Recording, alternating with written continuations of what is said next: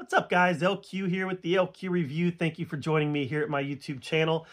Last night, to celebrate the Masters of the Universe trailer being released, I watched He-Man, She-Ra, The Secret of the Sword. For those who don't know, He-Man, She-Ra, Secret of the Sword is actually the first Masters of the Universe movie. It came out in, I think, 1985, 2 years before the Dolph Lundgren live-action movie, and it was a full almost 90-minute long theatrically released movie. It was, if I remember correctly, and I don't know this for certain, but if I remember correctly, it was a collection of the first 5 or 6 episodes of She-Ra that they kind of combined into a movie. And it's called He-Man, She-Ra, The Secret of the Sword. It was theatrically released. I did go see it in the theaters when I was a kid. And I used to have the VHS tape of it. I just have it on digital now. But I used to have the VHS tape of it, and I watched it a lot when I was a kid. But it's been years and years and years since I've seen it. So last night I was like, I'm going to revisit this one. I almost turned on the 1987 Dolph Lundgren version. But then I decided, now let's go a little bit further back and let's watch Secret of the Sword. So let's talk about Secret of the Sword. It is animated, and it is the same Filmation animation that was in the original series. This movie was an introduction to the character of She-Ra. Now, first of all, I really love the storyline. I love the introduction of She-Ra. So He-Man has to go to Etheria to solve the mystery of this power sword. And while he's in Etheria, he encounters the Horde. And the Horde is led by an evil leader called Hordak. And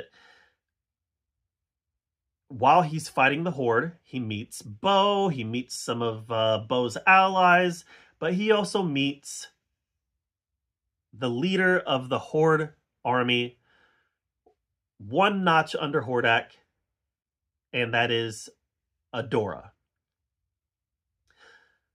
Adora is supposed to be this ruthless villain who is leading the armies against Etheria. Come to find out, spoiler alert, Adora is actually He-Man's twin sister, who was separated at birth, and she was raised by Hordak and Horde Prime. And the movie becomes He-Man rescuing his sister, reclaiming her as his sister, and helping her and Bo start the resistance against Hordak in Etheria. It was a pilot to the She-Ra series, and it also kind of served as an ending to the He-Man series. I believe the Christmas special was the actual ending. The Christmas special came out after The Secret of the Sword, but this did kind of serve as that ending. And I love the storyline. I'm going to fast forward here about 30 years. Around 2012, DC Comics got the rights to Masters of the Universe, and they did a He-Man ongoing comic book called He-Man and the Masters of the Universe. And in the comic book, they retell the origins of She-Ra, where her name is Despera, or Despera. One of those two. I think it's Despera. And she is dressed in black like an executioner. She's got the short blonde hair, and she is much more ruthless, a much more ruthless leader and enforcer in the comic. But it basically follows the same beats, where He-Man ends up liberating her from the forces of Hordak, and she becomes She-Ra. And then that story eventually went into the Eternity War, and eventually that series went into some mini-series. You had Masters of the Universe versus Injustice, Masters of the Universe versus DC Comics, Masters of the Universe versus Thundercats. And that series kind of ended, I believe, it ended with Masters of the Multiverse, which was a great miniseries. But at the heart of that series was the origin of She-Ra that kind of retold the story from Secret of the Sword.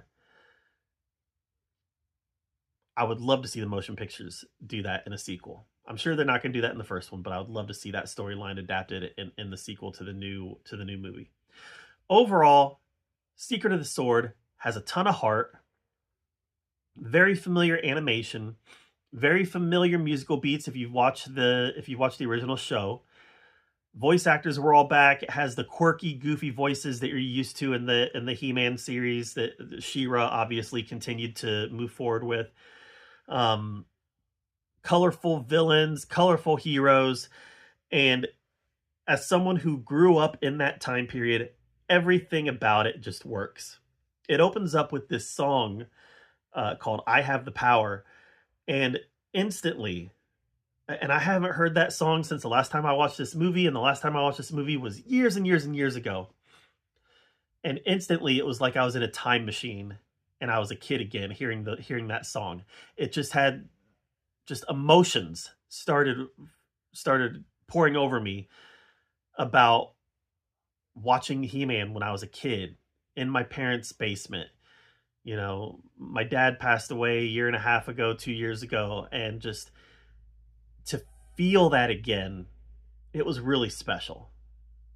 And I'm really glad that I watched it last night, just to have that feeling again, like, oh, I'm safe again. I'm in my parents' house watching He-Man and the Masters of the Universe. So movies can be very powerful experiences, especially if there's emotional ties to them, if they mean something to your history and your past.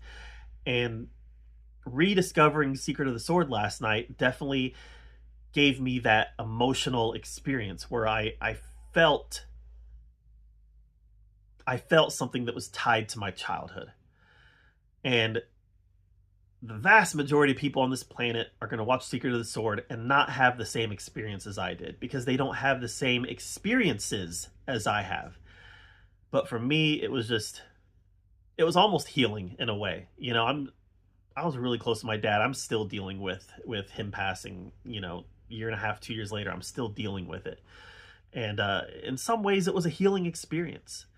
So me sitting here saying, I love Secret of the Sword, it's a great movie, that might not translate to somebody else. But all I can do is tell you what I think, and I think that they don't make cartoon movies like this anymore. I love it, and I'm so glad that I watched it last night. What are your thoughts on Secret of the Sword? If you're watching this video, you're either interested in He-Man or you've seen Secret of the Sword. You probably like Secret of the Sword. Tell me experiences you have with Secret of the Sword. Is it something that you like, something you have childhood ties to? Is it something that transports you back in a time machine to when you were a kid? Or is it something that you watch today and you're like, it's dated? Let me know your thoughts on it in the comments down below. While you're down there commenting, take a second and subscribe to my channel. And until next time, we'll see you guys later.